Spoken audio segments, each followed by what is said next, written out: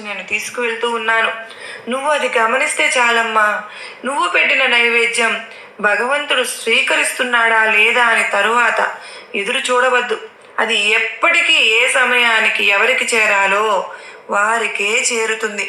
నైవేద్యం పెట్టిన తరువాత భగవంతుడు వచ్చి తిన్నాడా లేదా అనేది నువ్వేమీ ఎదురు చూడవలసిన పని లేదు. సాక్షాత్తు ఆ భగవంతుడే దిగి వచ్చి నీ ప్రార్థనను అంగీకరిస్తాడు.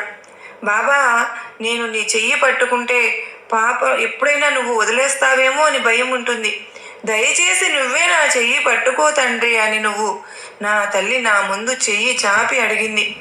తల్లి, తప్పకుండా పట్టుకుంటానమ్మా. నువ్వు ఆ ప్రయత్నం చేస్తున్నావు. నువ్వు లేనిపోని కోరికలతో సతమతమైపోతున్నావు. బిడ్డ, ముందు ఆ కోరికలను అణిచివేసుకో.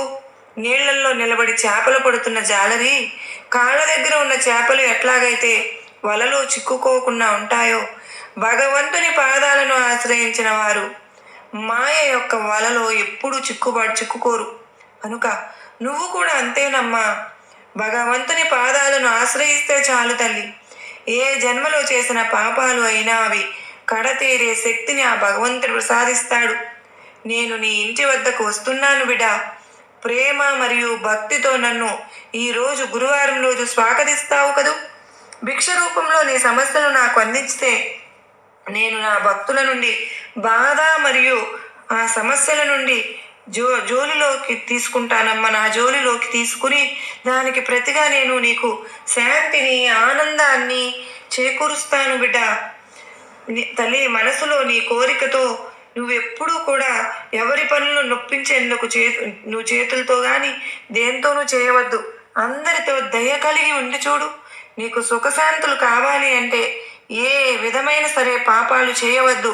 నిన్ను ఎవరితోనూ నువ్వు పోల్చుకోనే వద్దు. ఎందుకంటే వారి కర్మ ఫలితాలను బట్టి వారు ఉంటారు. ఇది మాత్రం నువ్వు మర్చిపోవద్దు. ఇతరుల సుఖ జీవితం చూసి సంతోషించాలి కానీ కుళ్ళుకోకూడదమ్మా. నీ మనసు కలత చెందినప్పుడు, నువ్వు పడుతున్న బాధ భరించలేదనిగా ఉన్నప్పుడు నా ముందు కూర్చుని నా సచ్చరిత్రను చదువుకో.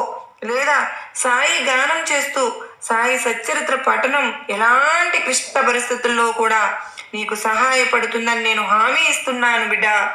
నా మాటలపై నమ్మకం ఉంచి ఆ ప్రయత్నం అయితే చేయమ్మా. తల్లి, ఎవరికి ఎప్పుడు భయపడవద్దు. అందరితో ప్రేమగా గౌరవంగా ఉండు. ఆలస్యమైనా సరే ఎప్పటికైనా మంచి మాత్రమే గెలుస్తుంది. నిజం మాత్రమే నిలబడుతుంది. నువ్వు ఏది ఎంచుకుంటే అదే నీ జీవితం అవుతుంది. తల్లి, మనం చేసే పనిలో